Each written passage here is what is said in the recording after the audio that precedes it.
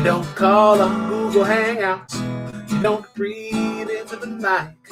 You don't go respond to those work emails, and you don't mess around with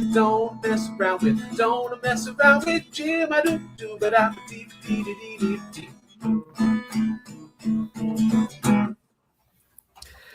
I'm not gonna lie, my computer froze like for a split second as you started, and I was like, "This is the longest millennial pause I've ever seen us do." Well, I wait for like at least 1 second to be like, all right, we are live. It isn't just something on my end. Mm-hmm.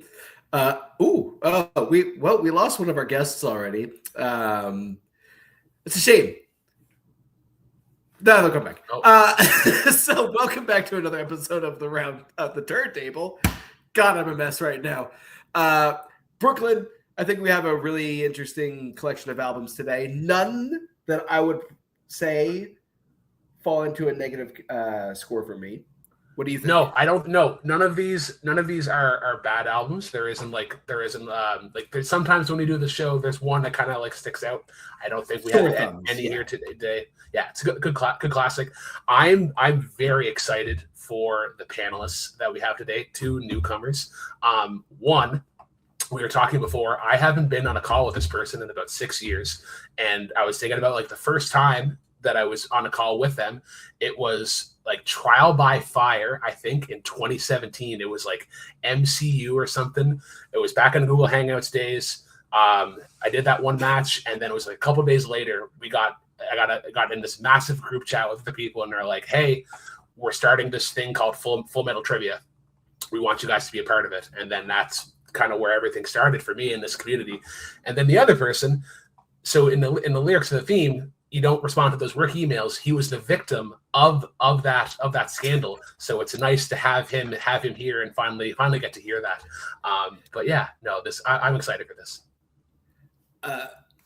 I'm honestly, I don't know the backstory of that one still. I've heard legends of it, but you know what? We're here to talk about albums. And we've got, as you said, we've got two newcomers. Let's bring on our first guest, Mr. Caleb Boatman. How you doing, buddy? I'm just trying to figure out what Brooklyn's talking about. You had a teammate in Full Metal or something, and they got caught for cheating because they said they were responding to work emails. Oh, that was Chris Dalby. It was in Fandom. It wasn't Fandom. I thought it was Full Metal for some reason. No, that was Chris Dalby in Fandom. Oh man, I could have lived my whole life forgetting that Chris Dalby existed. But yes, Chris. Okay, I was trying to think, what does work email? Okay, now we're on the same planet again. I'm not sharp enough today for this. It's okay. I feel like that's the energy of the room today. Boatman, welcome to the show. What album did you bring for us today? Yeah, so I brought an album with. I'll just stop bearing the lead. It's an album that has my favorite song of all time on it. It's Maybe You've Been Brainwashed Too by the New Radicals, which features You Get What You Give, which I've mentioned before is my favorite song of all time, but I love basically every song. Hold on. Save that for now. Sorry. Save that for now. It's all good. First time. Also first time, Jeremy Adams. Hey, hello, buddy. guys. How you doing? Hi. 2017. It's almost 10 years, Brooklyn. I can't believe it. Yeah, I know. 10 years in this community is nuts. Damn. Oh, wow. Jesus. Yeah. Time is a flat circle, isn't it? Yeah. Jeremy, good to have you on. What did you bring for us today? I brought the album Girls Can Tell by the band Spoon from 2001. Nice. You dropped that one, and I got real excited. I'm good. I'm glad. So, Brooklyn, what did you bring to the table today? I brought, so with the panel that we had today, I knew that I had to bring on television, and I brought probably their most well-known album, Marquee. And I brought I think it's a 2024 album by Everything pop prog band called Mountainhead. But we always start off, or at least this season with the album that the audience picked, which for this episode was Never Too Much by Luther Vandross. I did not know that this was from 1980. I could have sworn this was like a 1977 album, but there we are. Apparently, legend has it that Luther was a backup singer for David Bowie. And Bowie apparently told the record executives, give this guy an album. And they did. And he went on to have an extremely lucrative career. This is the album that is probably most well known for him. And having listened to it, I can understand why. This album is front to back an absolute gem. The bass lines on this album are sick as hell.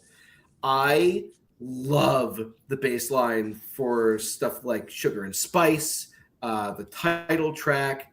Oh my God, I'm already blanking on the name of the album, but it's basically there it is. Too much. No, She's a Super Lady. The song that, let's be honest, Rick James totally heard and went, I can make this work. I think that the biggest standout on this album, aside from the bass line, is obviously Luther Vandross himself. Like, the man had a voice that was just absolutely incredible to listen to. His voice is kind of like the definition of soul to me, because you can hear his like deep heart and emotion in every note that he sings. And I'm going to say this right now. There's one song on this album. Originally, there was another song that I said is one of the greatest songs of all time. There's another song on this album that popped up that I immediately said to myself is the best vocal performance of any song I've ever heard for this show. And we'll get to that when I talk about my favorites. But what are everyone else's thoughts on this album? I'll go next. This album is efficient as hell. 7 songs. It's 37 minutes, so it's just very in and out. All but one could be treated like a single. I agree with you, Andrew, that the bass work on this is phenomenal. In particular, like I've Been Working is probably my favorite. And like you were mentioning as well, She's a Super Lady almost has that like Mandela effect of like, I think I've heard this before, but it sounds a little bit different. And then, yeah, Rick James definitely kind of like took the backbone of it and turned it into Super Freak. I think this album as well kind of starts a trend for the rest of the show where there are at least 3 examples where there is an album that has like one song that's notoriously well known. So for this one, like Never Too Much was like already on the top 500. But I would argue that there are other songs that are better than like the most well known. But yeah, this is just a pleasant time. Like Bruno Mars and Anderson .Paak love the shit out of this. For sure, definitely influenced about it. But like you also get like the cheesiness as well on the end with like A House Is Not a Home when he opens it with like a chair can sometimes just a chair. And I just kind of smirked at that. It's like, what a way to start a song, and then with the title being like A House Is Not a Home, where it's meant to be this like rich, deep sort of song. But no, I have other takes that I will save for the end. Anyone else, feel free to hop in. Well, yeah, it's so interesting that you bring up that track, Brooklyn, because my whole time listening to that, I was like, wait a minute. The SpongeBob song is modeled after the This Grill Is Not a Home.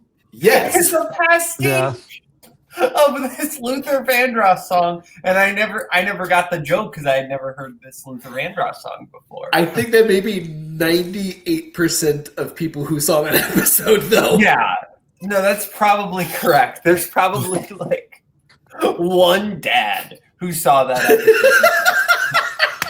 I get it. But yeah, no. I will just say I think there's something really interesting about the time period, like kind of after like the disco demolition night when disco started to like kind of become passe, and like before like the MTV boom in like 1982, when like music was very much shifting, but didn't totally know what it was shifting into yet.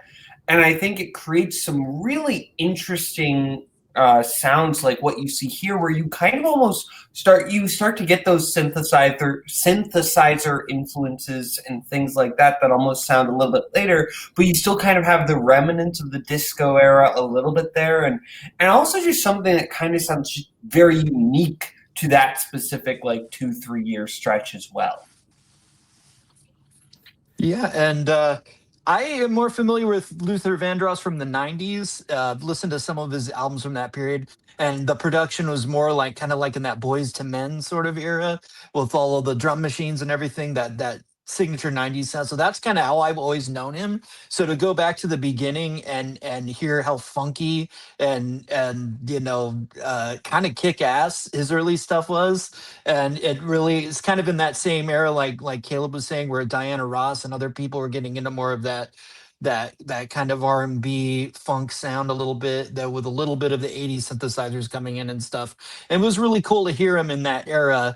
I wouldn't say that the album knocked me out, because there's Marvin Gaye albums and stuff from that period that I think are on a little bit of a higher level, but it was really cool. He, obviously he's a tremendous singer, and to hear him belting out to funkier stuff was really good. And a couple of the ballads are really great too. I think it's a really solid album from that era. And it was really awesome to hear. It's one that wasn't really on my radar, and I love that kind of music, so it was a little bit of a surprise. I do think that this album, I think you both brought it up, kind of did shift the needle for R&B in this direction, because the 90s R&B sound, I think there's DNA. I'm not saying that this is the catalyst for it, but there's definitely the DNA from this album, just streamed all across the 90s R&B, especially in the kind of adult contemporary R&B of that era. What's the name of that one song? He plays piano in the dark. Definitely. Is it just called Piano in the Dark? I think it might just be called Piano in the Dark by Brenda something. Brian McKnight, maybe. We'll look that up later. I do have one problem with this album, and my problem is that half of these songs overstay their welcome by just a little bit. That was all those albums at that time. Fair. But there are some songs that are at a point I'm okay, I'm starting to feel it, and they'll end before it starts to get annoying with how long that they are. Except for one, which I picked as my least favorite, which we'll get to. Anyone have any other thoughts on this album that they want to get out? There's only two that are kind of egregious, I would say, in their length. I've been working in a house is not home. I've been working in a 6.5, and a house is not home is about 7. I think 5 minutes around that time is, I think, pushing it, especially for radio standards. Because if I'm remembering correctly, Bohemian Rhapsody was around 5 minutes, and they're we can't play this on radio. It's way too long. Yeah. Because it's funny, let's see, there's 1, 2, 3 songs I know for certain were singles. I think A House Is Not a Home it's either one of those songs that did get released as a single and they just kind of cut it down, or it kind of falls into that Stairway to Heaven, Vienna kind of territory where radio DJs loved the song so much that they played the song even though it was never released as a single. Because I know that this song, I first heard that song on American Idol. Because I remember, I think it was somebody from season 3 did that song. And that was the first time I ever heard that. So when it popped up here, I was really, really happy that it came back into my life. All right. So any last thoughts on this one before we move on to favorite, least favorite, and all that jazz? Nope.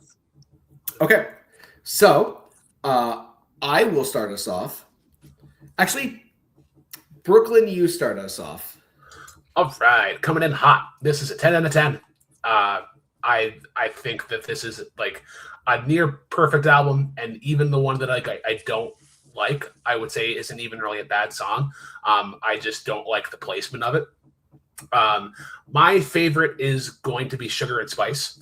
I just really love the production on it. The strings. Somebody showed it to us previously. It was you. Was it you from? Because I picked it as my favorite song to dance to when we were doing the set list. Yes, yeah. But no, it's amazing, and like other great bass work. It reminded me of like Skate from Silk Sonic. It just has a great energy to it. My least favorite is actually the one right after it. Don't You Know That?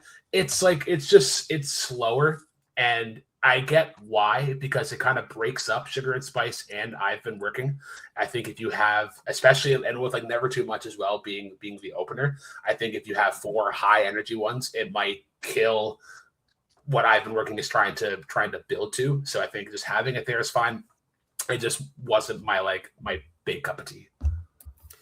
All right, now I'll go next.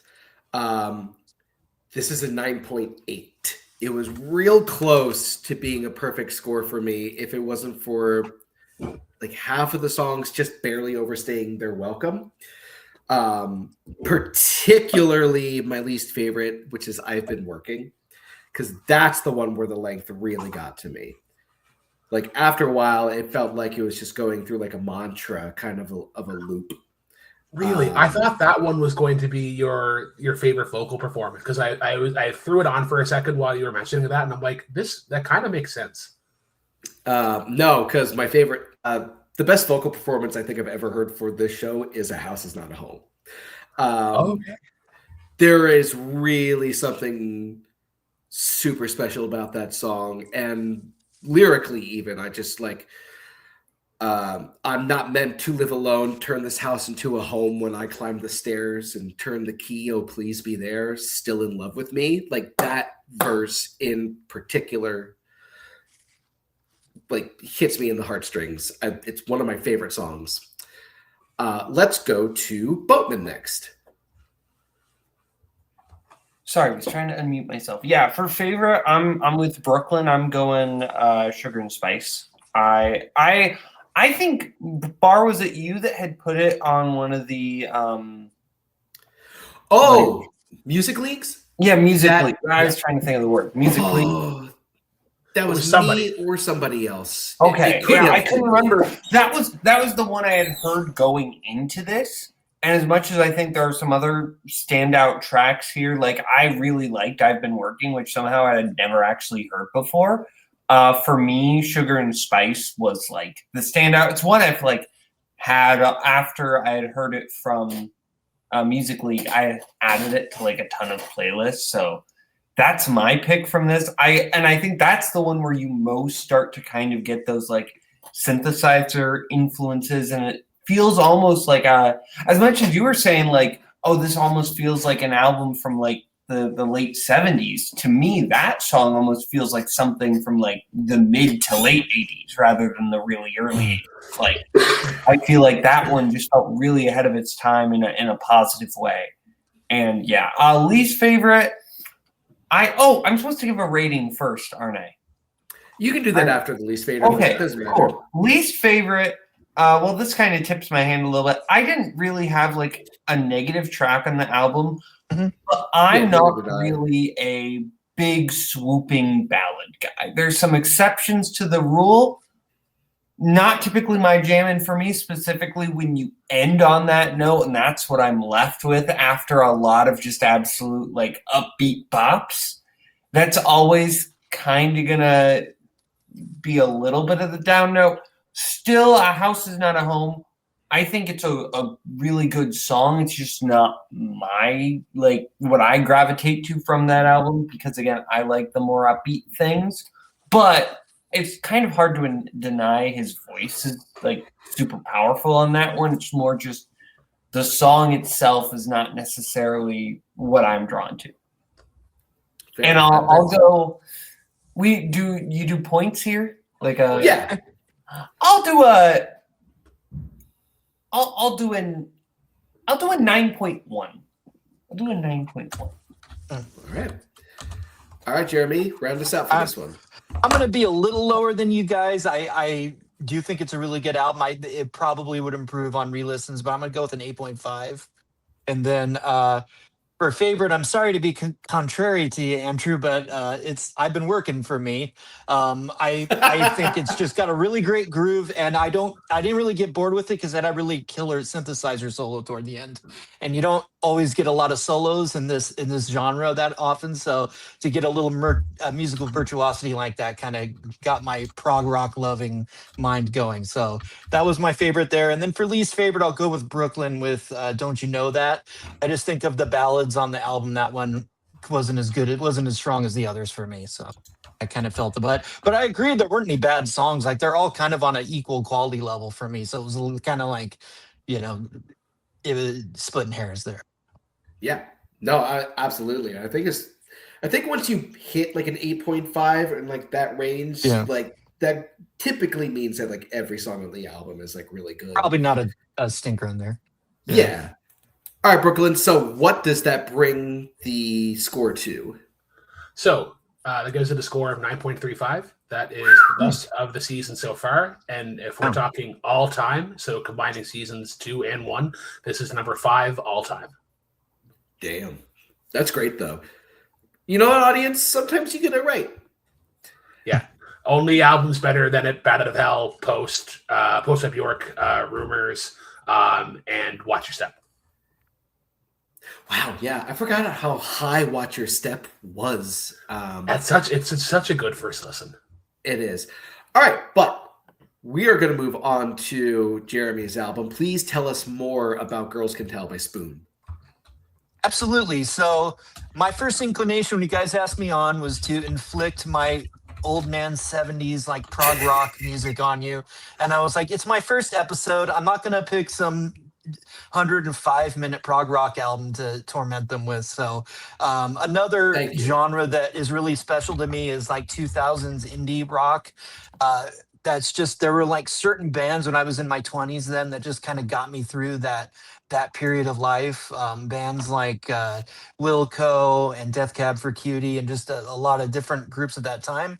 And one that I think hasn't got as much love as they should is Spoon. I think that the 2000s is like just a perfect run of albums for them. They're a band from Austin, started in the 90s. Britt Daniels, the singer, great singer-songwriter, very unique voice. And this is actually the first album of the decade for them. Girls Can Tell, it's their third album. I think that the first couple they did are kind of more in the 90s, punky alternative, some good energy like on the second album, Telefono, but they hadn't quite found their thing yet. And this album, the third one, is where they really solidify the sound that they're going to go forward with. It's a little hard to describe, but it's kind of like a 60s pop, kind of lo-fi sound, but it's almost got like a spy movie vibe to it with the way that they do the guitars and stuff. There's always kind of like some reverby piano that they throw in there, and but a little bit of 90s alternative flavor too, just kind of because they came up in that time. I particularly love this album. I think that I love it's got a theme to it. I don't think that all of their albums have a very strong theme, but this one really is. I believe the Brit was going through a breakup and some heavy emotional stuff, so it really is kind of a breakup album. Right from the first track, there's there's just some really heavy material there. Also some really nostalgic kind of stuff. So you kind of get the different flavors of heartbreak, of like looking back on your past, on your childhood. And there's just some really cool grooves on it. I love the drum work. And their next album after this, Kill the Moonlight, is also one of their best in my opinion, but they kind of went away from like the heavier drum sound. And there's a lot more like hand claps and really more kind of 60s poppy stuff on that one. And I just kind of love how more raw and kind of rock forward this one is, while still kind of being in that that kind of weird vibe that they have. So just a real favorite for me, one that really kind of got me through, along with like transatlanticism with from Death Cab, like that mid 2000s period when I was going through my first heartbreaks and all that shit. So it's always been a favorite for me, and it's one that I think a lot of people, even people that like Spoon, I think like Gaga Ga and some of their other albums get singled out more. And I've always thought this one got a little lost in the shuffle, so I kind of wanted to single it out there. I'm glad you did, because I think Spoon is one of the most consistent bands I've ever heard. Because I haven't really listened to anything from them before Gimme Fiction. And even then, I hadn't heard the entire album for that. And like Gaga Gaga Ga is like the first one that I kind of like heard everything through. And I think that they just have gotten better since then. Like I think Hot Thoughts is probably my favorite Spoon album, but you can definitely hear like the roots of that album stemming from this one. There's a couple of other artists that I heard through this as well. I heard a lot of Neil Young, and I heard a lot of Elvis Costello listening to this, which, if you know me, that's not a bad thing. It's quite the opposite. I will say, though, it didn't really shift into gear until the Fitted Shirt. Like, once the Fitted Shirt hit, that's when the album really, like, punched it. That's when I really started to get roped into it, because I love like the smoky kind of like crackly guitar throughout most of this.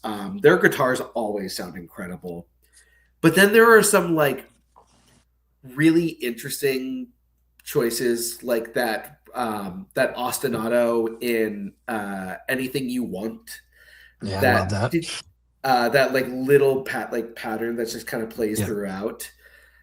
Which could have gotten annoying in record time, but it actually works out really nicely.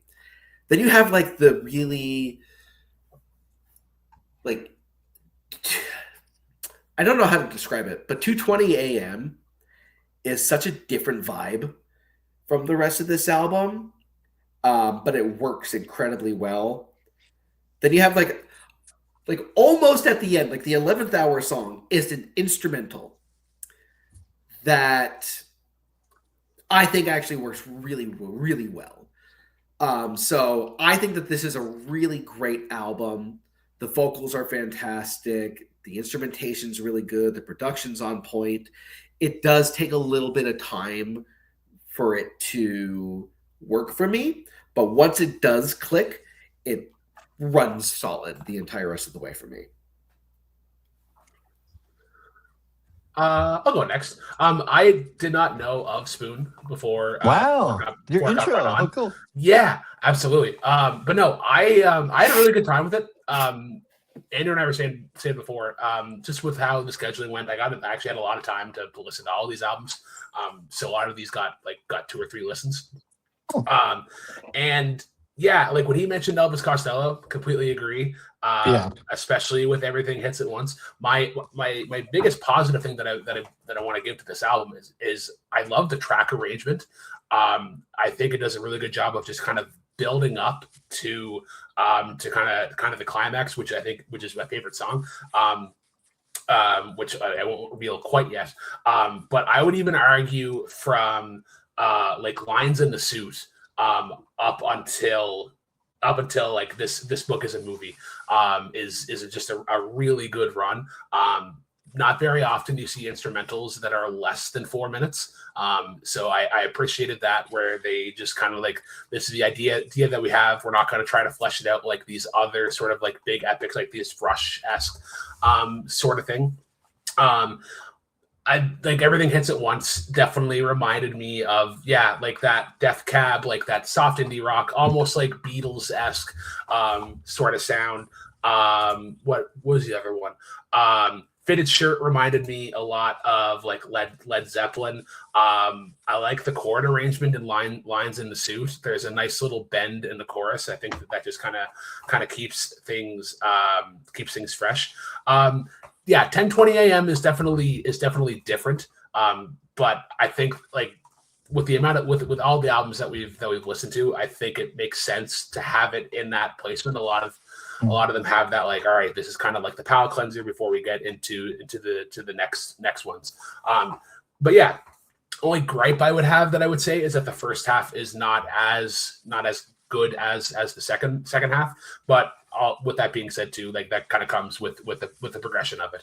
I think if you are going to listen to this, definitely listen to it front to back. Yeah, I had heard one Spoon song. I feel like it's the Spoon song that if you've heard a Spoon song, it's the one you've heard. I've heard The Underdog, mainly because of its use in the 2009 classic comedy 17 Again. Where I remember seeing it in that movie and having my mind blown. I'm like, I cannot believe Spoon is in this movie. Well, it's crazy that it's not like just in the movie, but like they basically dedicate the entire ending of the movie. It's a big scene, yeah. Yeah, it's like, and like people are like lip syncing along to it. It's like kind of what it just like stops the movie. It's a great song, and like it's probably the best thing about 17 Again, if I'm being honest. The fact that they're not in a Richard Linklater film at all is just like baffling to me. What? The fact that they're not in a Richard Linklater film at all is baffling to me. They're also a they're Texas even band. Austin. I mean, they're Austin and everything. That is, I've thought of that. Yeah, that's crazy. No, that's a really good point. But yeah, I had heard that one, and it's also in like a bunch of other. I didn't even remember that it was in Spider-Man: Homecoming, but I was just looking it up because I was right. curious. And it is, and it's crazy. I watched Spider-Man: Homecoming like a couple weeks ago, and I do not remember hearing it in the movie, but it's in there. But yeah, but besides that, I was basically going in blind. And like the band I'm most reminded of, as much as I hear the 60s influences, I think it's the band I'm most reminded of is another band that had a lot of like 60s influences from that same era, but also was like kind of a rock power pop band. Fountains of Wayne is the band I'm most reminded of here. I feel like this is very much a kindred spirit to Fountains of Wayne. I feel like I am kind of with Barr in Brooklyn a little bit in that, like, for me, I think probably more in Brooklyn, where for me it was Lines in the Suit that kind of got me on board. Because those first three, I feel like I totally didn't get where we were yet. And I feel like it's those first three songs. And I'm very much someone who, like Brooklyn, I think I take high value in album ordering, right? Mm-hmm. And like how do we get where we are? And for me, I wasn't quite on board until Lines in the Suit, and then I think Fitted Shirt kind of takes us from then the 9 to the 10 up there, and then we're jamming. I feel like I'm not a big instrumental track guy, so for me, I don't think I have the same reaction to that. But I will say that stretch from Lines in the Suit to Take the Fifth, for me, was just kind of fantastic. I love that stretch and totally reminds me of like that kind of era of really interesting power pop that we got, where it was that little 60s influence, but you can also tell like there was almost not enough to where you can really pinpoint it, but you can tell like the runoff of grunge hadn't totally faded away, and there was like a little bit of that in there, and just kind of and everything else, and kind of more the peppy pop rock of like the late 90s, and kind of but also the start of like the indie rock scene and a little bit of the post-punk movement. I feel like you can also like find. I feel like there, and yes, the Elvis Costello, I think, is also a very fair comparison. Yeah, I definitely thought about Elvis Costello re-listening to it. I meant to mention that earlier, but Yeah, I obviously I love the early tracks more than you guys are, but this album's been a part of my life for 20 years, so I've kind of like grown into to all of the songs. For me, I think it kicks into gear with Me and the Bean. That's always been a track that I really do love. I love the piano in that one, but you're right. It does once you hit particularly Fitted Shirt. I do think the album goes into another gear, and I've always loved that they have the instrumental song because not very many of their albums have instrumental tracks. They have like one on Gimme Fiction that's not instrumental, but it does go into like a long instrumental section that's really cool. But I just think it gives a real different vibe, as you're kind of getting to the wrap up of the album. So yeah, but I totally get where all you guys are coming from, especially coming to them kind of fresh. I will tell you, Jeremy, my favorite of all of their instrumental stuff is actually the closer for Hot Thoughts, Us. Yeah, where it's got that saxophone. That's just right. So haunting, so amazing. Yeah. But yeah, you definitely, if you know the band, you definitely see where they took this and they kind of just kept ascending with their discography and how they built their entire discography kind of like on the grounds of this one. Granted, I haven't heard a series of Sneaks or Telephono, so Yeah, very I should different. check this out. Yeah, this is where they Okay. find the sound. Yep. Good to know. Yeah. All right. So, any last thoughts on this one before we move on? Okay, Jeremy, this is your album, so give us your score, a favorite, and if you have one, a least favorite.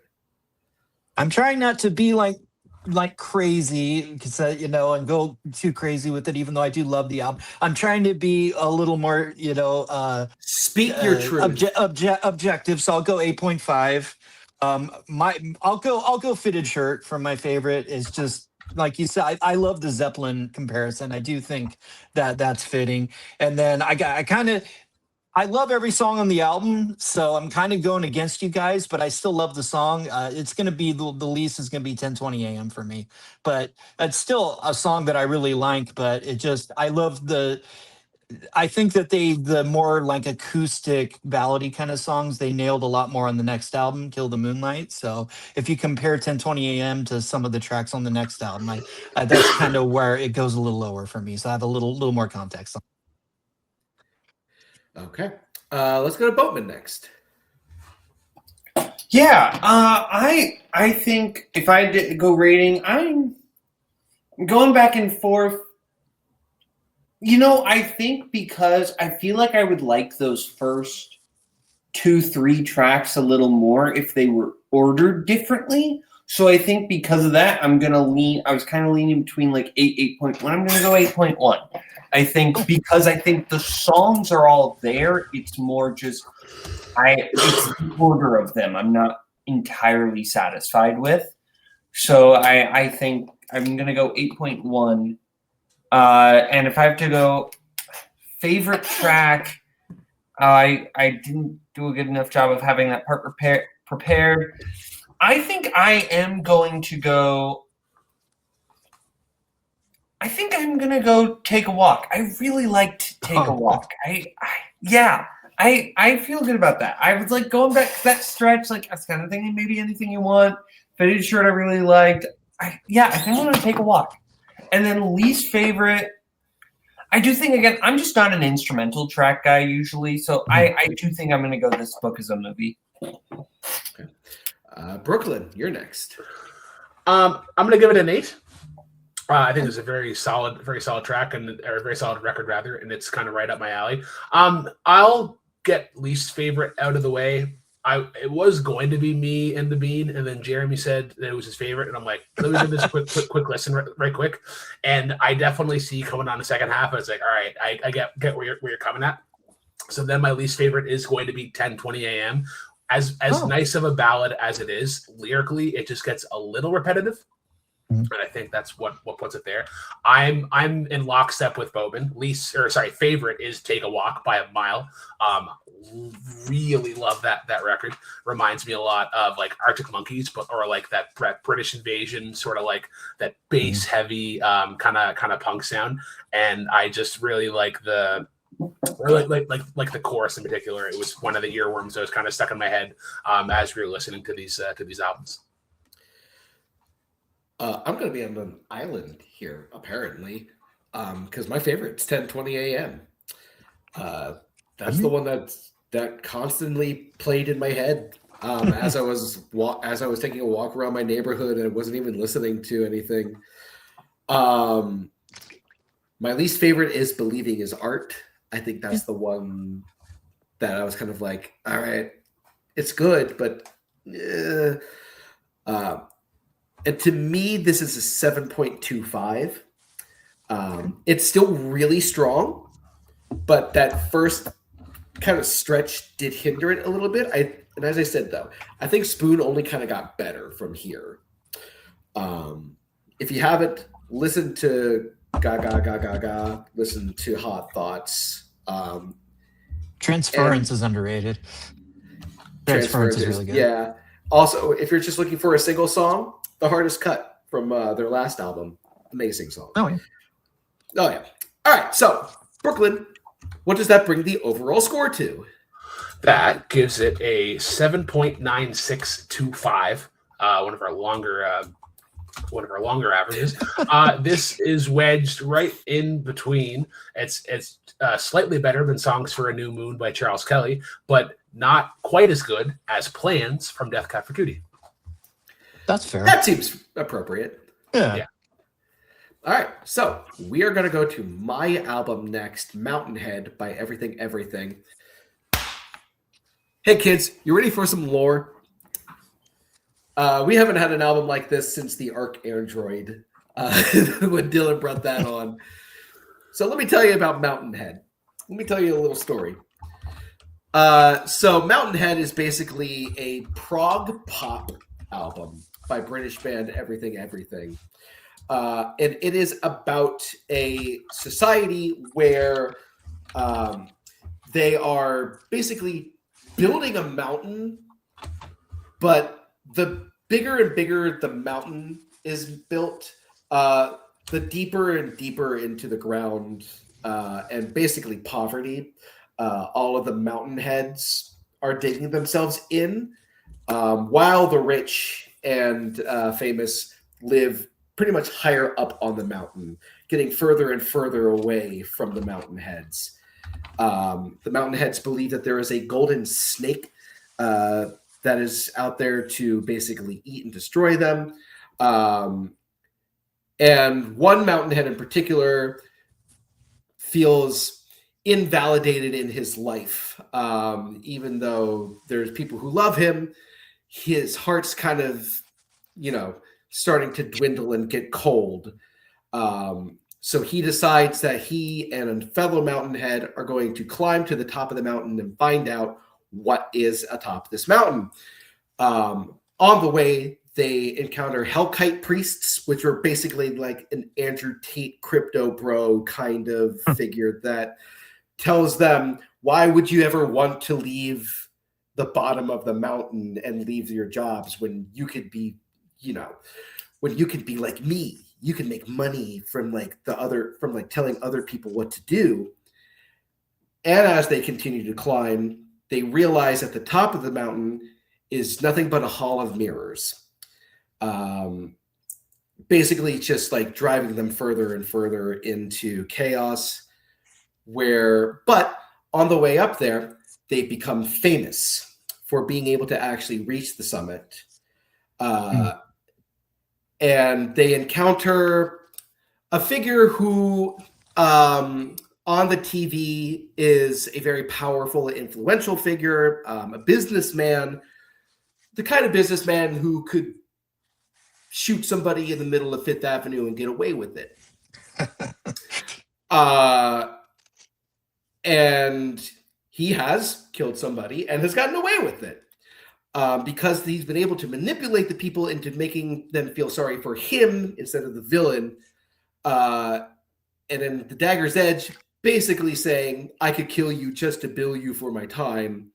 And so the Mountainhead ends up living in the city, looking down solemnly on the life that he used to have, only for it to all come crashing when the rest of the Mountainheads basically riot and destroy the city, as he tells the story at the end of the album. I think that this is... I'm going to try to keep this as short since I made the story very long. I think this is an incredible album. I think there's a lot of super interesting melodic ideas and instrumentation. The guitar line on the Dagger's Edge is just really, really great. That little vocal snippet in songs like Cold Reactor that basically just like create the foundation of that song, I think is absolutely incredible. The lead singer's voice is one that you kind of have to get used to because it is a very unique tone in his voice. But I love the production on this album. The instrumentation is just super wild and creative. And there is a lot of energy and passion behind the performances in this album. It's not an easy album to keep up with on first listen, which I understand, but if you give it time, I think that it is a absolutely fantastic piece. But I want to hear everyone else's thoughts on this. You're muted. I'm going to go last. Interesting. Okay. Who wants to go next then? Oh boy. All right, I guess I will go. I will go. That's I am not looking forward to this. I'll be honest with you, Andrew, didn't quite pick up on the whole concept. I kind of got the idea that there was a story going on, but you know, I would love to listen to it again and really hone in on that the character that you're talking about and follow that a little more. I was kind of following more the music. I thought it was pretty. They're new to me. You know, I'm a little old, so there's some great more recent bands that I really need to catch up on. So you know, maybe one of their earlier albums would have been an easier jump on point for me. But I did really appreciate this. I thought it was interesting how there were times that it felt kind of like poppy, kind of Coldplay, and then there were other times that felt more like TV on the radio experimental pop. So there were some cool different tones and vibes as it went on. I just think if I had more of the concept in mind, I would appreciate it a little more, because it did seem like there were some songs that felt a little like interstitial, like a little incomplete, and some that there were times that I thought the singer's really good. There were times where it got a little samey for me because, you know, his voice is just kind of doing the same thing in a few of the tracks, kind of, at least on that first listen. So I was kind of like, it was starting to get a little samey at parts. I really thought it closed strong. Those last couple tracks really, really bring it together. So yeah, I do think you're right. It's the kind of concept, the album that I would really appreciate if I dug into it more. So, you know, I feel like my rating that I'll give today would definitely go up, kind of having that bigger context in mind. But it's really interesting. Definitely want to hear more of their stuff and get more of their vibe. Okay. Yeah, I'll go next. My philosophy I love a good concept album, but my philosophy with a concept album is always the concept is secondary. Right? Like if you're not bringing the tunes, then it doesn't really matter how well executed the concept is, right? Like look at something like American Idiot or The Wall. I mean, I know people have different opinions about American Idiot, but generally those are all songs that you could remove from the context and they still work as songs as a whole. And I think there are some songs here, particularly, I don't want to, I guess, give away my pick, but I think there are some songs here that really just do stand out on their own and work really well. I think there's others where it kind of feels like, you know, when you're listening to certain musical soundtracks, right? And it feels kind of like, oh yeah, this is a story song. This is not necessarily a song. This is not when you put on a playlist. This is a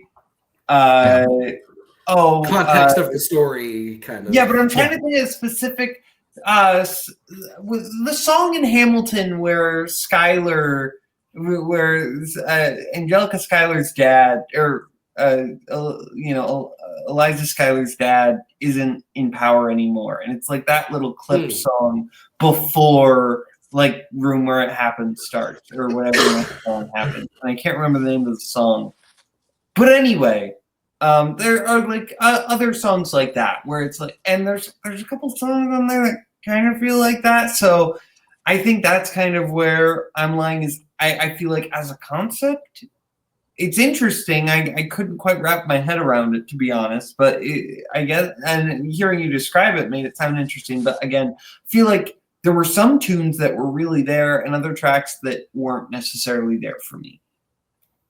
Yeah, I can understand that. Okay, so I read the article that you sent. Jeremy, you are absolutely right in that this album is a bit rushed, but the reason that they did is so that they could get more in line with festivals.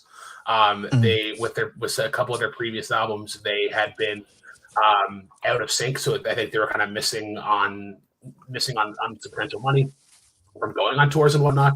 So they wanted to rush us out so they kind of get back in sync. Andrew, you've sent me a song from these guys before. I believe it was called Reactor. Okay. I remember really liking this. So, and this had been in the back burner for a little bit. So when you there was definitely an episode where I was going to use it and then I changed my mind. Yeah. So when you had finally brought it on, I'm like, cool, we'll finally get to explore this. I'm frustrated with this album. Okay. Partially because it starts off incredible, and it has that great indie rock sound. And it made me figure out why I love indie rock so much is because the bass is kind of doing like the rhythm guitar part, that it's kind of like driving everything along, and the lead guitar is really a lead where it kind of just gets to accent everything, particularly in Wild Guess. My problem is that it kind of abandons that near like the second, or like I don't even think you can say that there's like a first half and a second half to this. There's definitely like an act 1, 2, and 3, and it kind of abandons that by the first or by the second act. It's more like synth pop or whatever. So the first time I listened to this, I was really frustrated because I'm like, why are you abandoning that great sort of guitar work that you established in the first half? Then the second time around, you probably get to like Canary. I think that's where you're probably getting at. Oh, we'll get to that in a second. The second time around, knowing what I knew previously from the first time, the second half that third act I really enjoyed. Enter the Mirror is where it kind of starts to kind of come back to me. I think you're right in that Dagger's Edge is this really cool rhythmic song. I think the production on this album in general is great. The two bands that it reminded me of the most were The National and Bastille. Ooh.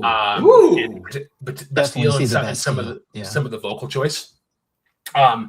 The Witness, I think, of any of the closers that we're talking about tonight, is definitely the one I want to go back to and listen the most. That's where I get that kind of concept, and like especially when you have like the kid kind of playing in the back. I'm like, I want to figure out why they added that in.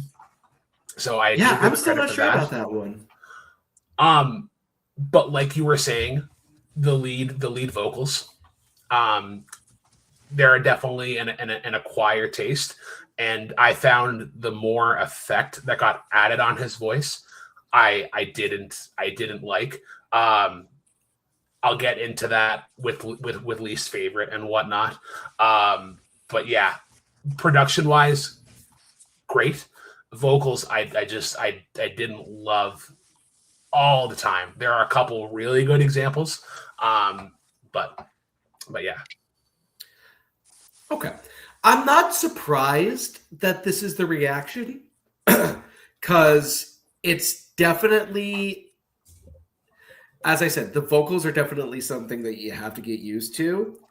And it is, see, I'm trying to think of a way to say this without coming off like smarmy and pretentious. But it's me. It's definitely an album that it took me maybe like 2 listens to like kind of fully like delve into like what it takes time. It's an album that takes time, I think is just what I'm trying to say. Okay. So with that, does anyone have any one thing I will say is that this diving a little deeper into reception of this band, a lot of people see Brooklyn, the 2 bands that I sent you the initials of that I hear them often get compared to are 21 Pilots and Imagine Dragons. Which I guess so. Which with the 21 Pilots one, I get it. I kind of do. With the Imagine Dragons one, just because someone else sings in triplet flow does not mean that they're Imagine Dragons. Everyone needs to stop. No, I don't see that. Yeah. Okay. So with that being said, I'm going to start. I am fully understanding that I am absolutely going to be the person who gives it the highest score. But I don't care. I genuinely love this album a lot. It is a 9.4 for me. I'm kind of split between Cold Reactor and Dagger's Edge for what my favorite one is. That and the Mad Stone. Between the Mad Stone and Dagger's Edge, I kind of find that they write villain songs really, really well. So I'm going to go with the Dagger's Edge as my favorite. And then for my least favorite, Brooklyn, I'm going to disagree with you. The main reason it's at a 9.4 for me is because I think The Witness is my least favorite song. I think it was not the right song to close the album with, even though I understand why in the context of the story it's there. So that's my thoughts. Let's go to, Brooklyn, let's go to you next. Okay. Yeah, I'm going to give this a 6.8. I think it is good, but I think its weaknesses are definitely there. My favorite, I was torn between like Cold Reactor. I love the bounciness of it, but I still just can't get over Wild Guess and how strong of an opener it is. I think it's one I'll just be adding to my playlist in general. My least favorite, and honestly, it's a kind of a tie between 2, because I think you could, if I didn't know that there was a concept, if there's a concept part of this album, I would say just remove these entirely. Canary, but most important, or not most importantly, rather, Don't Ask Me to Beg is my least favorite.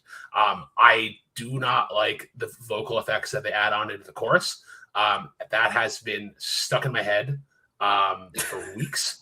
And I was like, oh, what does this album sound like? Oh yeah, Don't Ask Me to Beg.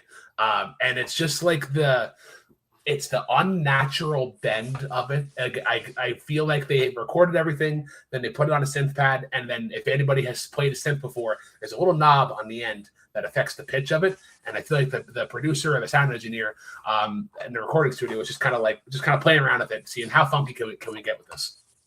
But yeah, yeah. Sorry. Okay. As I said, I get it. Jeremy. I'm gonna, again, this could go up with re-listens, but I'm gonna go with the 7.5. Okay. And then for my favorite, I'm gonna go with the Mad Stone. Yeah. Definitely one where I was picking up on the concept. There's definitely some good storytelling going on, and I think it's one of the rockier songs, so it's gonna appeal to me there. I'm gonna jump right after it for my least favorite and say TV Dog, because it's one of those like really short kind of interstitial ones that I think just, if I was more plugged into the concept, I think a song like that I would appreciate more, but it just felt like it just didn't feel like a complete song to me on the first listen. So that's kind of where I am there. Yeah, that's definitely one of those story songs that Boatman was alluding to earlier. All right, Boatman, let's go to you. Yeah, I actually quite liked like the first 3 tracks. I think all 3 of those I really did enjoy. having to pick between, I think I'm just going to go with the one that for me feels the most like a complete song out of those three, which I do think is Cold Reactor. I think that is my pick for favorite of the three. But I really like the sound of each of the first three tracks. And then least favorite, I am with Jeremy. I am going TV Dog.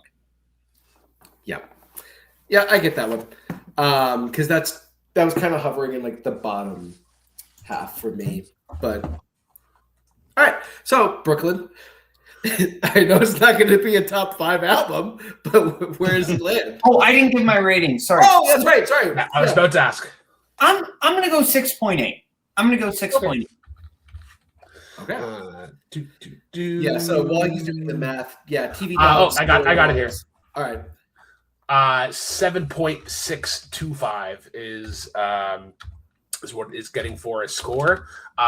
So it is going to be right in between. So just a little bit better than Ego Death at a Bachelorette Party, but not quite as good as Forever How Long for Black Country. Okay. All right. That actually hurts Andrew. more than the score that everyone else gave it. I feel like I think we're still kind of confused on Ego Death at a Bachelorette Party, because I think everybody's kind of hyped about that, and then we listened to the album and it was like, I don't think it's as good as everybody thought. No, for me it's the fact that it's under Forever How Long. Okay, yeah. Sorry, Scott. All right, so move on to Boatman next. Boatman, please tell us more about this album you've hyped up for a long, long time. That's fair. I mean, I feel like I've hyped up a particular song on this album for a long, long time, more than I've hyped up the whole album, as much as I do love the whole album. Maybe you've been Brainwashed too by New Radicals, the only album by New Radicals, which is kind of one of those, is it a real band? Is it a guy? I mean, it has obviously other members, but like, it's when they reunited, it was really just Greg Alexander coming back and then some studio musicians. So what do you call a band? But anyway, I've mentioned before, you get what you give is one of my favorite songs of all time, but I just love the sound of New Radicals in general. Like, totally just very songwriterly, big and very obviously some upbeat, but like there's some 70s influences in there, and kind of just, it's so hard to describe, specifically what's going on here, because there's so many, kind of like what we were talking about with Spoon a little bit, where there's a lot of different influences going on here. But I think beyond that, these are just incredibly well constructed pop songs, and I love a good hook. I love just a well-written pop jam. And I think that's what this is. Not one that feels like kind of just like your lazy kind of, oh, here's a catchy hook, but like really complex and doing a lot of interesting things and going in unique directions and telling crazy stories, like stuff about, nuns and priests going off on the run and, things like that. And then also just using interesting metaphors like what's going on with, Someday We'll Know, and kind of interesting comparisons for the end of a breakup, but also just great hooks like on Mother We Just Can't Get Enough, and just, which to me just opens up the album perfectly. And I just think this whole album just kind of has this like sunshiny day, but not a beach day type of feeling. I don't know how to describe it better, but there's just kind of this very peppy, but not in an overly kind of like fake positivity kind of way. Because even then, there's some pretty like sad songs on here, but there's something that just feels very, very yellow, and maybe it's just because the album cover psychologically tints my perspective, but I just think there's something there. And this just has some absolute bops on here that I just love. And I think Someday We'll Know is like this great, like big kind of it's this, clearly coming from a place of pain, but it has this hook to it and this groove, and I kind of love the juxtaposition there. Sorry, I'm rambling. I'll stop. No, it's fine. Anyone want to go first on this one? Yeah, I can go first on this one. So first time I listened to this was at the gym, on the walking track, and I was like, all right, it's a little weird. I definitely got some of the influences. Second time around, though, I kind of embraced the weirdness, and I think it's good. The bands that it reminds me of like U2, but also like Smashing Pumpkins and like a little bit of like Oasis, especially coming on with like gotta stay high, or like in need of a miracle. But yeah, like obviously knowing you get what you give, like just getting to re-listen to that again, it was just it's still just a great song. I'm very sad that it got butchered and then turned into this like dance tune. I think it just kind of takes away from what the song in particular. Sorry, Brooklyn, what are you referencing? There's somebody. I haven't heard that version. It's like I don't know who sings it. I'm gonna look it up while somebody else is talking, and I'll figure it out. But they basically, I've never heard of this, and maybe I thank God I haven't heard that, because it's best that you don't. It got a lot of top 40 radio play. Dear Lord. It got basically they took the backbone of "You Get What You Give" and turned it into a dance club hit. Hey, sometimes that law in Canada saying you have to play Canadian artists, sometimes it's great. Sometimes it does not work out for me. I will find this out. But I think it's I hope I just didn't give away the ending. What is that intro? That intro is just so bonkers. But then when you get afterwards, I like the story, and I think that's where the weirdness works. Is that like there is a weird kind of story in there that I do appreciate. What else did I want to say? I like my favorite one. I don't want to spoil it here. But like Jehovah Made This Whole Joint for You was another really good one. I liked the arrangement of it and whatnot. Crying Like a Church on a Monday is another good one. That's a nice kind of like a big sort of epic to kind of end on. But yeah, this is definitely an album that grew on me the more I listened to it. I think I'll go next here. I'm the old guy, so I was around, in the 90s, and that's really was a huge decade for me musically.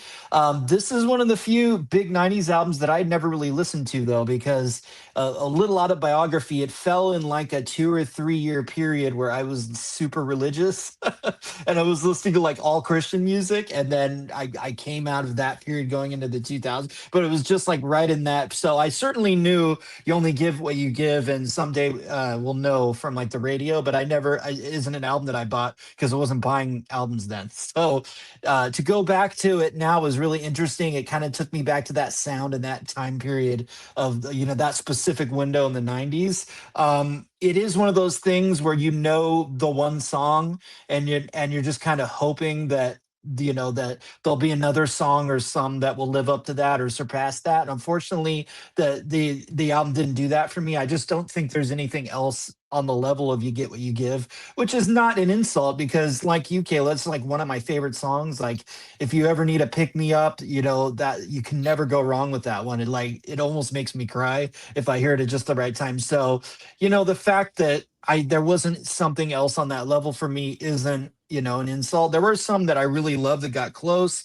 Gotta Stay High is definitely up there, that Brooklyn mentioned, In Need of a Miracle. My only thing with this album, and this is a criticism I have of a lot of 90s, is that we had gotten out of the LP era and we were into the compact disc era. So albums got really baggy, and it was like a lot of the grunge albums, a lot of the late 90s, it's like they're just putting extra songs on there. And I feel like if this was a solid 40 minutes and not like 55 minutes, I think it would be like a perfect pop album. But I do think it started to lose me at a certain point. I felt like it was losing steam a little bit. I do think the last track's a really strong one, but yeah, if you tighten it up a little bit, and Greg Alexander, his vocal ticks and stuff, like, again, if it was a little shorter, I think that would have all worked for me. But after 50 minutes or so, it's like he was wearing just a little thin for me. But super talented guy, great writer. Super underrated movies, Begin Again, where he wrote the songs for. So just love the dude, and it was really awesome to go back and discover this. So thank you, Caleb. I forgot that he wrote for that. Oscar nominated. He did all the songs for that. He also wrote "Murder on the Dance Floor" by Sophie Ellis Bextor, which that's awesome. Absolutely, yeah. That's a. He also did. He wrote "Game of Love," the Santana Michelle Branch duo. That makes so much sense. That would fit on this album, by the way. That would totally fit on this album. It really would. So I found that cover. It is by a DJ named Felix Cartel. I was hoping that they were American, so that you could not do the whole Canadian bylaw thing. And he is Canadian. He's from Vancouver. So yeah, listen to that, and I am sorry. I don't think I'm going to listen to it, to be honest. I don't think any of us are. Sometimes that Canadian bylaw works. Sometimes it blows up right in y'all's face.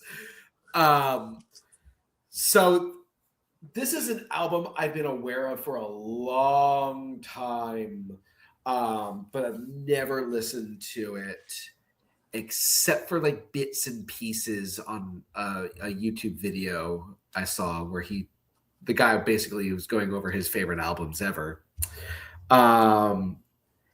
And this is one that I liked immediately, and it grew on me on repeated listens. I do think that the first half of the album is a little bit stronger than the second half of the album. I will say that. But then you get to Flowers and Crying Like a Church on Monday, and it closes really strong. I love the opening of this album. I don't remember exactly what the phrase was that the woman says, but it's like something along the lines of "play something that makes my nipples hard," and I was like, "Let's go!" Yeah. What an opening to an album. I do also really love the song "Mother We Just Can't Get Enough." That is a really solid song, and I think that the thing that I really admired most about this album was its structure. And what I mean by that is for the songs themselves, like how they were pieced together. I think it's just really, really solid pop songwriting. And I'm a firm believer that pop music may be the hardest music to write to last a long time. The longevity of pop music is really hard to capture because a lot of it is built for the time and for the time only. This one breaks those boundaries because a lot of these sound like they could have been made today. And I know that Pete Wentz must have loved this album considering the length of some of these song titles. Because that Fall Out Boy was like, oh, if they can do this, we can name our songs the 7, chapter title. I really dug this album. I thought it was really well crafted. I really like his vocals. It is just a very, very solid pop album. Any last thoughts on this one before we move on? Okay. So, Boatman, you are the one who brought this on. This is your baby. Give us your thoughts, your score, least favorite. Yeah, I'm going to go. Again, this is a case more. I do love this album. I love the song more than I love the album, even though I do really love the album. I'm going to go a 9. I still do love the album, though. I'm going to 9 point. Yeah, I love it too much. 9.7. 9.7. And I do agree that sometimes Alexander's vocals can get a little much, and there's a couple tracks there towards the back half that I do think go a little long, but I just think there's so many tracks that work so well, and it also just has my favorite song of all time, and that's always going to give it a big bump. Which, speaking of which, as much as I would love to shout out like a Mother We Can't Just Get Enough, or Someday We'll Know, or a Jehovah Made This Whole Joint For You, I do think I have to go You Get What You Give. I just love that one too much. And if I'm going least favorite, again, it kind of changes on the day, but I think on most recent re-listen, I'm going I Don't Want to Die Anymore. It's one of the more slower ones, still really good, but probably the one that hit me least on this most recent re-listen. Okay. Let's go to Jeremy next. I'm gonna go with an 8. Favorite is definitely You Get What You Give, and then I'll have to pick something in the back half for least favorite, because that is kind of where I was starting to lose me a little bit. So I'll go with Technicolor Lover for least favorite. I'm gonna go next. This is an 8.1. I said this before in a previous episode. If you get to an 8, that's when I consider an album truly great. And I think that this is. My favorite song, come on.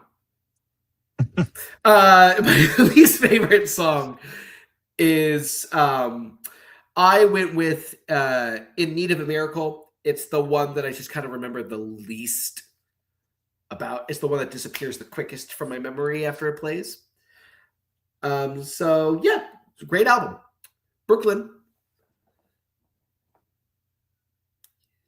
Sorry, stupid colds. So I'm giving this a 7.8. I think it is good. It's just that there's definitely times where it just gets a little bit weird, and I'll kind of echo everybody else saying. Greg Alexander, he definitely just kind of gets a little too energetic at times. My favorite is Someday We'll Know. I did not know of the song before the record. And I really like it. I really like the piano in it. I think it gives a nice soft little touch to everything else that's going on. I've for some reason, it's oddly satisfying when he says Samson and Delilah. I feel like Delilah is like the perfect name to just add to a song. And it's just one that like, I feel like big Plain My Tees fan up here. What? Big Plain My Tees fan up here. Yeah. But no, like that's one that I wish cover bands that play in the bars here would kind of take that, because I feel like that would be just a really, really good song to kind of just add to a set list. It's perfect, kind of like supper music, kind of good background stuff and whatnot. I am going to agree with Jeremy though for least favorite, Technicolor Lover. I think that's just one that felt like a little bit rushed, whereas like we kind of need another song for this album. All right, let's do Technicolor Lover. It's kind of like 60s, maybe a little bit too much reverb on it, but yeah. Otherwise, this is still a pretty good time. Score. I had it here. You divided by 4. 8.4. So that is going to put it. Slightly better than Back to Black by Amy Winehouse, but not quite as good as In Case I Make It by Will Wood. Okay. All right. So, Brooklyn, you are closing us out. Tell us more about Marquee Moon. Okay. As soon as we determined that Jeremy was going to be on the show, I knew that I was going to bring on television. Because whenever I first started Jukebox Trivia way back in the day, I know that he had brought up that was one of his favorite bands. I was like, cool. Seems like a perfect time, because I didn't do the deep dive in television. This album, his album's really good. It's right up my alley. It does a lot of cool things with like indie rock, and there's some good blues rock. There's some good jams on this and whatnot. I am going to rip the Band-Aid though on this. I don't understand how Marquee Moon became the song that was on the top 500 list on it. Like this is 10 minutes and like, don't get me wrong, I love my jams. CCR's cover of "I Heard It Through the Grapevine" is one of the best covers because it fleshes out that song. But I think the arrangement for that song is just a little bit weird. When they do the whole solo part, I feel like they're trying to find their footing, and then when they finally do, it's just a little bit too late. I think that initial intro is good and quirky and whatnot. But then you get into like See No Evil is a very, like, I know we've mentioned him already, but a very like Elvis Costello-esque sort of like opener. Rolling Stones gives the vibe for Venus and whatnot. I think Torn Curtain is the song that Marquee Moon wants to be. It has this really nice progression. And I also found out because of I think it was Andrew's match that went up a couple days ago, the Torn Curtain is the Paul Newman, Alfred Hitchcock film. Yeah, so I heard that literally Leo DiCaprio and Once Upon a Time in Hollywood was like, hey, like we're but yeah, I'm curious as to what everyone thinks, especially Jeremy. But yeah, because this came out in 77. So I think it's a little bit ahead of its time, especially for what was coming out at the time in 70s, in particular with rock, where they're like, let's try to expand this out and make it predominantly heavier. This doesn't do that too much. But yeah. I want Jeremy to go first, mostly because I know that he's on like a little bit of a time crunch. So yeah. I don't remember. That was many years ago. I remember saying Television was one of my favorite bands. I was really into them at the time. I mean, I certainly really liked them. I wouldn't say that now, but yeah, they're really cool. They're really influential for like the more indie bands going into the 80s. But yeah, this is the album that I really know. I remember, getting that Rolling Stone Top 500 guide in like 2003 and going through all those albums, and this one was on there. And yeah, it's been one that I really love for, whatever, over 20 years now. They're a really interesting band. It's interesting. Tom Verlaine is probably the most acquired taste singer of all the singers we've had tonight. When I hear him, I hear the guy from Violent Femmes. I think their voices are very similar. Gordon Gano. But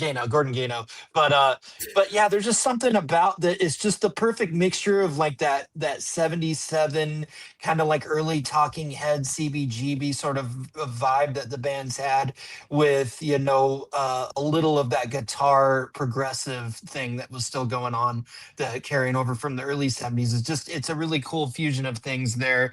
And unlike, I mean, I get where Brooklyn's coming from, but I just think Marquee Moon, like the song is a piece of art, and it really works for me.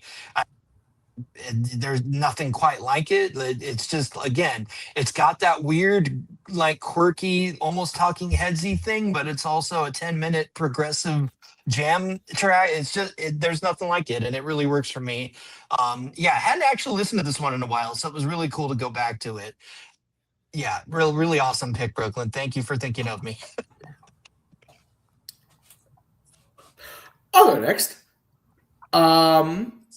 So I am a real big fan of like post-punk kind of music, which this definitely was a precursor for. Like, they definitely were more of a punk band at the time, but looking at it now, this is definitely like that post-punk sound that I really, really like, where it's like cold and angular and sharp. Bands like this, Talking Heads, it's right up my alley. So when I heard Marquee Moon for the first time, I think that I really, really enjoyed it. But the more and more I hear it over time, the more and more I absolutely love that piece. I think that there's a lot of really strong songs on here. See No Evil is just like this great, like, driving, almost, it's like a colder, more calculated, it's like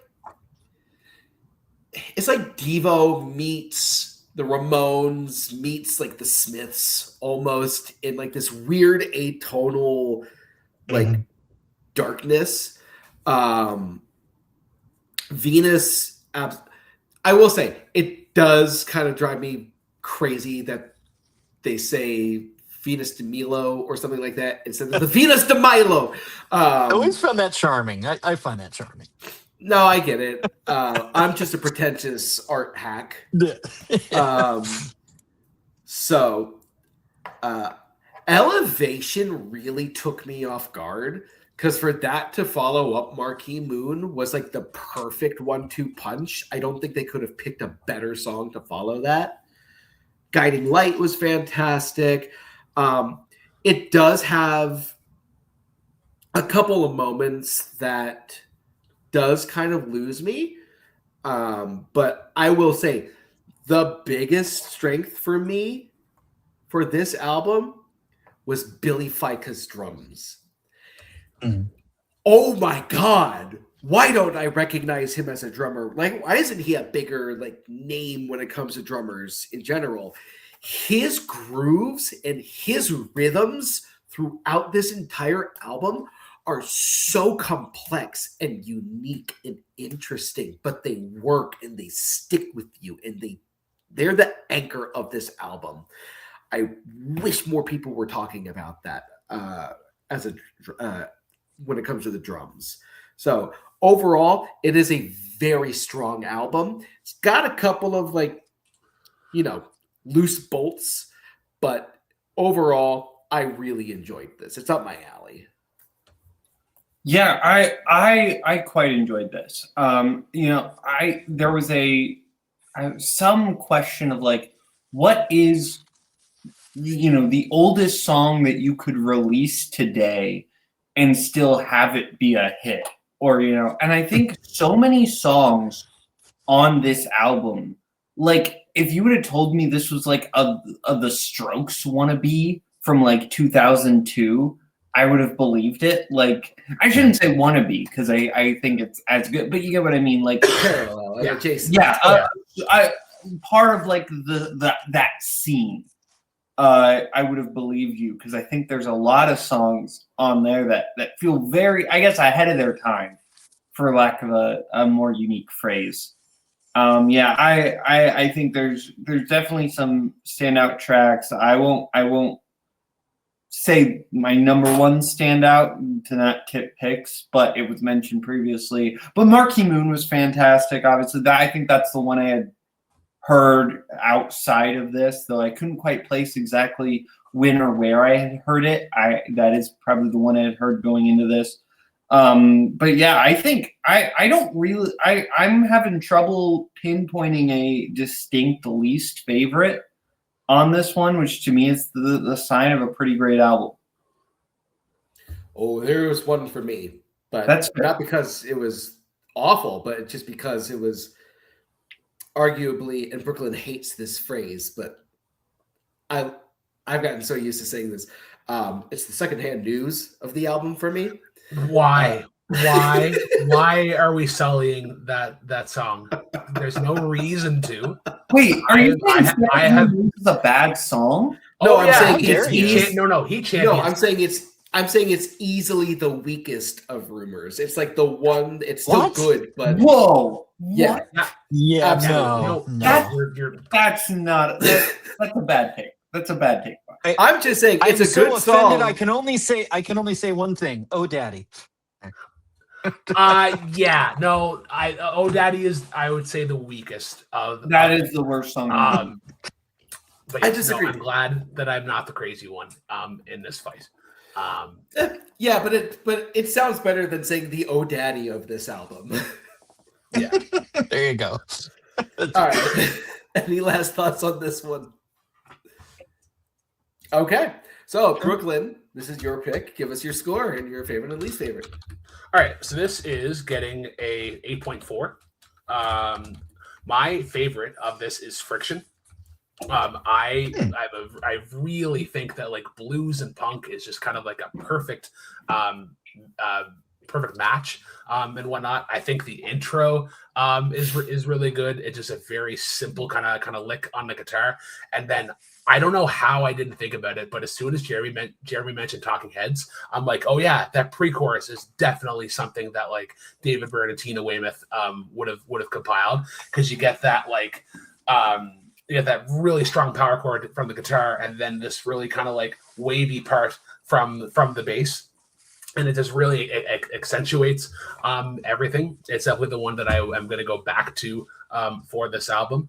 My least favorite, and it's more of a nitpick than saying that this song is bad, would be Elevation, and it just does one weird thing. Master of Puppets. So like Master of Puppets, if you're familiar with the riff, it has one moment that it goes offbeat and it kind of throws you off, but I've learned to kind of accept that. Elevation, it does that. It's at like the end of the chorus, or it does it a couple times during the chorus, and it just comes in intentionally a beat early, and I can never figure out why, and I can't quite get into that. Okay. I will go next. This is a 9.2. As I said, this is one that's kind of like built for me. I love these kind of like, cold, calculated structures, but it still has like, an element of performance to it. My least favorite was Friction. I thought that was easily the weakest of the album, to be honest with you. And my favorite is the title track. It was between that and Elevation. So I'm on the complete opposite end of Brooklyn when it comes to this one. But the drums on this one and the bass line, just like the way that it builds, even at like the halfway point, it still keeps my attention. So yeah, no, great album. Glad you brought it. Boatman, we're gonna go to you next. Yeah, I sorry. Yeah, I thought I was muted. I was not. Anyway, yeah, I'm gonna go 8.2. 8.2. I thought this was a really solid track. I didn't have like an immediate like skip for me. I did not feel the same way either you did about either of your least favorite songs. I liked both of those songs quite a bit. In fact, Elevation is my favorite song on the album. I quite dug that. Specifically, I thought that opening riff was just perfect. And then if I have to go least favorite, I think I'm going to go Guiding Light. For me, that was kind of the one that stood out to me the least. But I still liked it, but it's the one I felt the least amount of heat from. All right. Jeremy, close us up. I'm going to give it a 9. Back in the 2000s when I discovered the album, I just, Venus, Friction, and Marquee Moon would have been the ones that stood out for me. But listening to it this time, sorry, Brooklyn, Elevation really stood out for me. Like, just something about that song really got me this time. So I'm going to put Elevation as my favorite, although Marquee Moon and Venus are legendary tracks. It just kind of was a personal favorite on this go round. I actually don't love the second half of the album quite as much, so I'll just kind of randomly say Prove It as my least favorite, but still love all those songs too. It's just like 1 through 5 is kind of really where the album lives for me. So okay, so Brooklyn, what does that bring the total overall score to? All right, quick little correction. I had it at 8.5 originally, so I misspoke. 8.5 instead of 8.4. That brings it to a score of 8.725, which puts it in top 3 for now for this year. Slightly better than In Case of Makeup by Will Wood. Not quite as good as Let God Sort 'Em Out from Clips. So yeah.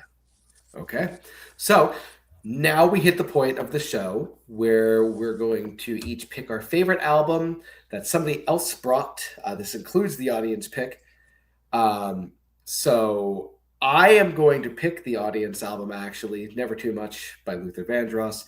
It's very close between this and Marquee Moon, though. Brooklyn, what is your pick? All right, I'm going to break my rule because I normally don't pick the classic album as best album. But I also agree, never too much. And the thing that I wanted to say basically since the start of the episode, this is the best album that we have talked about in this series. Okay. Let's go to Jeremy next. Yeah, I'm probably going to be the one to break it so that album doesn't get unanimous. I just didn't love it quite as much as you guys, so my pick is Marquee Moon. So, but yeah, another episode. Yeah, I mean, the Luther Vandross. We tried. We had to try. Sorry, guys. Yeah, it happens. More often than not, right? My pick is Never Too Much by Luther Vandross. Sorry, guys. I felt like that was really strong. Yeah. But I also, Marquee Moon would be my second favorite. Yeah. Well, I guess that's mine, of course. So, thank y'all for watching. We have our panelist for next episode, those being Cody Newberry and Kirk Kolakowski. Two guys who openly admit they don't know a lot about music.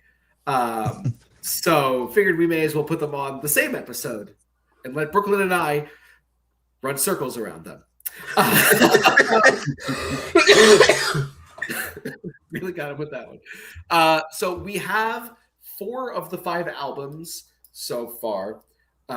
Those being Home in Halifax by Stan Rogers, Mr. Misunderstood by Eric Church, The Stranger by Billy Joel, and the audience album choice of The Low End Theory by A Tribe Called Quest. Oh, man. So please join us for that episode. Jeremy, Caleb Boatman, thank you so much for joining us. We would love to have you on again in the future. But I know that we have a little bit of a time crunch. So, Brooklyn, any last thoughts before we close out? Drive safely. You guys know what to do. Yeah, keep on rocking. Have a good night, y'all.